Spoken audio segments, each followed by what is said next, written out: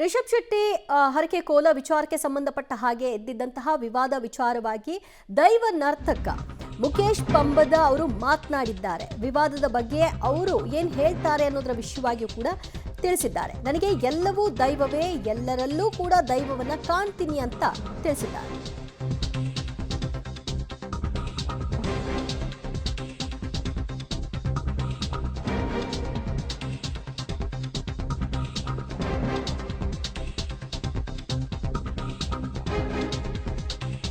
ರಿಷಬ್ ಶೆಟ್ಟಿ ಹರಕೆ ಕೋಲ ವಿವಾದದ ಬಗ್ಗೆ ದೈವ ನರ್ತಕ ಮುಕೇಶ್ ಪಂಬದ ಮಾತನಾಡಿದ್ದು, ನನಗೆ ಎಲ್ಲವೂ ದೈವವೇ, ಎಲ್ಲದರಲ್ಲೂ ಕೂಡ ದೈವ ಕಾಣ್ತೀನಿ. ನಾನು ಇರುವುದು ಬಾಡಿಗೆ ಮನೆಯಲ್ಲಿ. ಉಪದೇಶದ ರೀತಿಯಲ್ಲಿ ದೈವ ನರ್ತನ ಮಾಡಿದ್ದೀನಿ ವಿನಃ ಬೇರೆ ಯಾವ ಸ್ವಾರ್ಥವೂ ಇಲ್ಲ ಅಂತ ಮಾತನಾಡಿದ್ದಾರೆ. ವಾರಾಹಿ ಪಂಜುಲಿ ದೈವಸ್ಥಾನದಲ್ಲಿ ನಡೆದಂತಹ ನೇಮದ ಬಗ್ಗೆ ಕೆಲವೊಂದು. ನಾನು ಇರುವುದು ಬಾಡಿಗೆ ಮನೆಯಲ್ಲಿ ಮತ್ತು ನಮ್ಮ ಮನೆ ಹೇಗೆ ಉಂಟಂತ ನೋಡ್ಬೋದು. ಮತ್ತು ಏನಿದ್ರೂ ಕೂಡ ನನ್ನ ಅಜ್ಜ ಪಿಜ್ಜ ಮತ್ತು ನನ್ನ ಮಾವ ಅವರು ಏನು ಕೆಲಸ ಮಾಡಿಕೊಂಡು ಬಂದಿದ್ದಾರ, ಅವರು ನಮಗೆ ಯಾವ ಉಪದೇಶವನ್ನು ಕೊಟ್ಟು ನಮ್ಮನ್ನು ತೋರಿಸಿಕೊಂಡು ಬಂದಿದ್ದಾರ, ನಾವು ಅಷ್ಟೇ ಮಾಡಿದಲ್ಲದೆ ಬೇರೆ ಯಾವುದು ಮಾಡಲಿಕ್ಕಿಲ್ಲ, ಅಷ್ಟೇ ಹೇಳುವುದು. ನಾನು ಇರುವುದು ಬಾಡಿಗೆ ಮನೆಯಲ್ಲಿ ಮತ್ತು ನಮ್ಮ ಮನೆ ಹೇಗೆ ಉಂಟಂತ ನೋಡ್ಬೋದು. ಮತ್ತು ಏನಿದ್ರೂ ಕೂಡ ನನ್ನ ಅಜ್ಜ ಪಿಜ್ಜ ಮತ್ತು ನನ್ನ ಮಾವ ಅವರು ಏನು ಕೆಲಸ ಮಾಡಿಕೊಂಡು ಬಂದಿದ್ದಾರ, ಅವರು ನಮಗೆ ಯಾವ ಉಪದೇಶವನ್ನು ಕೊಟ್ಟು ನಮ್ಮನ್ನು ತೋರಿಸಿಕೊಂಡು ಬಂದಿದ್ದಾರ, ನಾವು ಅಷ್ಟೇ ಮಾಡಿದಲ್ಲದೆ ಬೇರೆ ಯಾವುದು ಮಾಡಲಿಕ್ಕಿಲ್ಲ, ಅಷ್ಟೇ ಹೇಳುವುದು ನಾನು. ಓಕೆ, ಸದ್ಯ ರಿಷಬ್ ಶೆಟ್ಟಿ ವಿಚಾರಕ್ಕೆ ಸಂಬಂಧಪಟ್ಟ ಹಾಗೆ ಯಾಕೆ ದೈವ ನರ್ತಕ ಅವರ ಮಡಿಲ ಮೇಲೆ ಮಲಗಿದ್ದು, ಇದು ನಮ್ಮ ಪದ್ಧತಿ ಸಂಪ್ರದಾಯ ಅಲ್ಲ ಅನ್ನುವಂತಹ ಟೀಕೆ ಟಿಪ್ಪಣಿಗಳು ಎದ್ದಿತ್ತು. ರಿಷಬ್ ಶೆಟ್ಟಿ ಹರಕೆ ನೇಮೋತ್ಸವ ವೇಳೆ ವಿವಾದ ವಿಚಾರವಾಗಿ ಮಂಗಳೂರಿನಲ್ಲಿ ಪಂಜುರ್ಲಿ ಕ್ಷೇತ್ರದ ಆಡಳಿತ ಸಮಿತಿ ಒಂದು ಸ್ಪಷ್ಟನೆಯನ್ನು ಕೊಟ್ಟಿದೆ.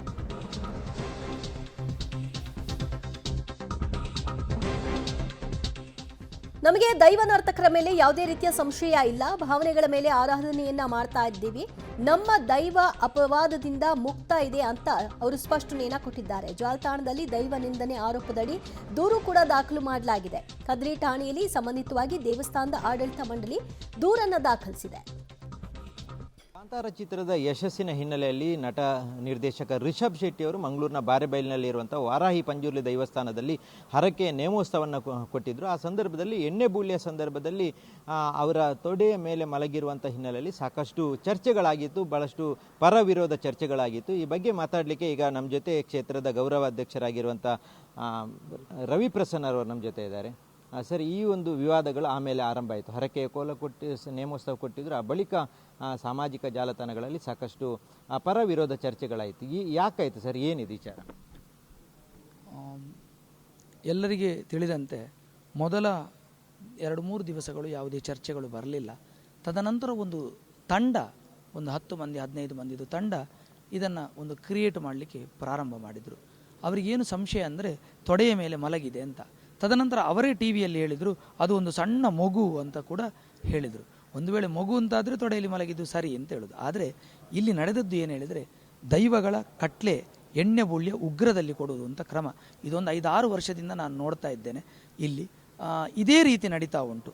ಗುತ್ತಿನವರ ಹತ್ರ ಆಗಲಿ, ಮೊಕ್ತೇಸರರ ಹತ್ರ ಆಗಲಿ, ಉಳಿದವರ ಹತ್ರ ಇದೇ ರೀತಿ ಕೈಯನ್ನು ಹಿಡಿದು ಜಾರಿ ಕೆಳಗೆ ಬೀಳುವಂಥದ್ದು, ಅದು ನೆಲಕ್ಕೆ ಬೀಳುವಂಥದ್ದನ್ನು ನೋಡಿದ್ದೇನೆ. ಈ ಸಂದರ್ಭದಲ್ಲಿ ಒಬ್ಬರು ಸೇವೆಯನ್ನು ಕೊಟ್ಟಿದ್ದಾರೆ, ಸೇವಾದಾರರ ಕೈಯನ್ನು ಹಿಡಿದು ಕೆಳಗೆ ಬಿದ್ದಂತೆ, ಅದು ಮಡಿಲಲ್ಲಿ ಬಿದ್ದಂತೆ ಕಾಣ್ತಾ ಉಂಟು. ಆದರೆ ಅದನ್ನು ಇಡಿಯನ್ನು ನೋಡಿದಾಗ ಅದು ಅವರ ಕೆಳಗೆ ನೆಲಕ್ಕೆ ಮೇಲಿಂದ.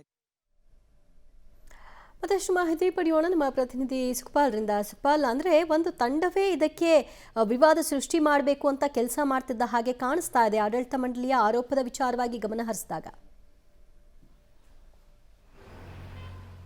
ಹೌದು ದಿವ್ಯ, ಆಡಳಿತ ಮಂಡಳಿ ಆ ರೀತಿಯಾಗಿ ಹೇಳ್ತಾ ಇದೆ. ಸುಮಾರು ಒಂದು 15 ಮಂದಿಯ ತಂಡ ಈ ರೀತಿಯಾಗಿ ಸಾಮಾಜಿಕ ಜಾಲತಾಣಗಳಲ್ಲಿ ನಮ್ಮ ಕ್ಷೇತ್ರದ ಬಗ್ಗೆ ಅಪಪ್ರಚಾರ ಮಾಡಬೇಕು ಅನ್ನುವಂಥ ಹಿನ್ನೆಲೆಯಲ್ಲಿ ಈ ರೀತಿಯಾಗಿ ಕೃತ್ಯಗಳನ್ನು ಮಾಡ್ತಾ ಇದ್ದಾರೆ ಅನ್ನುವಂಥದ್ದನ್ನು ಆ ಕ್ಷೇತ್ರದ ಸಮಿತಿ ಅವರು ಹೇಳಿರುವಂಥದ್ದು. ಅದರ ಜೊತೆಗೆ ಆ ಸಂದರ್ಭದಲ್ಲಿ ಆಗಿರುವಂಥ ವಾರಾಹಿ ಪಂಜುರ್ಲಿ ದೈವದ ಏನು ಎಣ್ಣೆ ಬುಳ್ಳಿ ಆಗಿತ್ತು, ಆ ಸಂದರ್ಭದಲ್ಲಿ ಆಗಿರುವಂಥದ್ದು ಎಲ್ಲವೂ ಮಾಮೂಲಿಯಂತೆ ನಡೀತಾ ಇರುವಂಥದ್ದು. ಎಣ್ಣೆ ಬುಳ್ಳಿ ಆದಂಥ ಸಂದರ್ಭದಲ್ಲಿ ಅದು ಉಗ್ರ ರೂಪದಲ್ಲಿರುತ್ತೆ. ಆ ಸಂದರ್ಭದಲ್ಲಿ ಆ ಹರಕೆ ನೇಮೋತ್ಸವ ಕೊಟ್ಟವರಾಗಿರ್ಬೋದು ಅಥವಾ ದೈವಸ್ಥಾನಕ್ಕೆ ಸಂಬಂಧಪಟ್ಟವರಾಗಿರ್ಬೋದು, ಅವರ ತೊಡೆ ಮೇಲೆ ಮಲಗುವಂಥದ್ದು, ಆಮೇಲೆ ಬೀಳುವಂಥದ್ದು ಎಲ್ಲವೂ ಈ ಹಿಂದಿನಿಂದಲೂ ನಡ್ಕೊಂಡು ಬಂದಿದೆ ಅನ್ನುವಂಥದ್ದನ್ನು ಅವರು ಸ್ಪಷ್ಟಪಡಿಸಿದ್ದಾರೆ. ಅದರ ಜೊತೆಗೆ ಈ ಒಂದು ದೈವ ನರ್ತನವನ್ನು ಮಾಡಿರುವಂಥ ಮುಖೇಶ್ ಪಂಬದ್ ಏನಿದ್ದಾರೆ ಅವರು ಫಸ್ಟ್ ಈಗ ಮಾತಾಡಿರುವಂಥದ್ದು, ಫಸ್ಟ್ ರಿಯಾಕ್ಷನ್ ಅನ್ನು ಕೊಟ್ಟಿದ್ದಾರೆ. ನಾನು ನನ್ನ ಹಿರಿಯರು ಯಾವ ರೀತಿಯಾಗಿ ನನಗೆ ಈ ಒಂದು ಆಚಾರ ವಿಚಾರವನ್ನು ಕಲಿಸಿಕೊಟ್ಟಿದ್ದಾರೆ ಅದನ್ನೇ ನಡೆಸ್ತಾ ಇದ್ದೇನೆ. ನಾನು ಇರುವಂಥದ್ದು ಬಾಡಿಗೆ ಮನೆಯಲ್ಲಿ, ನಾನು ಕಷ್ಟದಲ್ಲಿ ಇರುವಂಥವನು, ಈ ರೀತಿಯಾದಂಥ ಕೆಲಸ ಮಾಡಲಿಕ್ಕೆ ನಾನು ಮುಂದೆ ಬರೋದಿಲ್ಲ ಅನ್ನುವಂಥದ್ದನ್ನು ಹೇಳಿದ್ದಾರೆ. ಅದರ ಜೊತೆಗೆ ಈ ಒಂದು ಪ್ರಕರಣದಲ್ಲಿ ಹಿಂದೆ ಸಾಕಷ್ಟು ಜನರು ಸೇರ್ಕೊಂಡಿದ್ದಾರೆ, ಅಪಪ್ರಚಾರ ಮಾಡಲಿಕ್ಕೆ ಅನ್ನುವಂಥ ಈ ರೀತಿಯಲ್ಲೇ ಅದು ಒಂದು ಕಡೆ ದೈವ ನರ್ತಕರ ಮುಖೇಶ್ ಪಂಬದರ್ ಅವರ ವಿರುದ್ಧ ಆಗಿರ್ಬೋದು ಅಥವಾ ದೇವಸ್ಥಾನದ ವಿರುದ್ಧ ಆಗಿರ್ಬೋದು, ಈ ರೀತಿಯಾಗಿ ಅಪಪ್ರಚಾರ ಮಾಡಲಿಕ್ಕೆ ಬೇಕಾದಂಥ ತಂಡಗಳಿದೆ. ಇದೇ ತಂಡಗಳು ಸಾಮಾಜಿಕ ಜಾಲತಾಣಗಳಲ್ಲಿ ಈ ರೀತಿಯಾದಂಥ ಕೃತ್ಯಗಳನ್ನು ಮಾಡಿದ್ದಾರೆ ಅನ್ನುವಂಥ ಆರೋಪಗಳನ್ನು ಈಗ ದೈವಸ್ಥಾನದ ಸಮಿತಿ ಅವರು ಮಾಡ್ತಾ ಇರುವಂಥದ್ದು. ಅದರ ಜೊತೆಗೆ ಅವರಿಗೆ ತಕ್ಕ ಶಿಕ್ಷೆಯನ್ನ ಇಲ್ಲಿನ ದೈವಗಳು ಕೊಡುತ್ತೆ ಅನ್ನುವಂಥ ಮಾತುಗಳನ್ನು ಅವರು ಈ ಸಂದರ್ಭದಲ್ಲಿ ಹೇಳಿರುವಂಥದ್ದು. ಕಾಂತಾರ ಚಿತ್ರದ ಯಶಸ್ವಿನ ಬಳಿಕ ಇಡೀ ಚಿತ್ರತಂಡ ರಿಷಬ್ ಶೆಟ್ಟಿ ಅವರ ಜೊತೆಗೆ ತಂಡ ಬಂದು ಹರಕೆ ನೇಮೋತ್ಸವವನ್ನು ಕೊಟ್ಟಿತ್ತು. ನೇಮೋತ್ಸವ ಆದ ಬಳಿಕ 3 ದಿನಗಳ ಬಳಿಕ ಈ ರೀತಿಯಾಗಿ ಸಾಮಾಜಿಕ ಜಾಲತಾಣಗಳಲ್ಲಿ ಈ ಒಂದು ಎಣ್ಣೆ ಬೂಳ್ಯದ ಸನ್ನಿವೇಶ ಏನಿತ್ತು ಅದನ್ನು ಟೀಕಿಸುವಂಥ ಕೆಲಸಗಳಾಗಿತ್ತು. ಆ ಹಿನ್ನೆಲೆಯಲ್ಲಿ ಈಗ ದೈವಸ್ಥಾನದವರು ಸ್ಪಷ್ಟೀಕರಣ ಕೊಟ್ಟಿರುವಂಥದ್ದು. ದಿವ್ಯಾ. ಓಕೆ, ಥ್ಯಾಂಕ್ ಯು ಸುಪ್ಪಾಲ್ ನಿಮ್ಮೆಲ್ಲ ಮಾಹಿತಿಗೆ.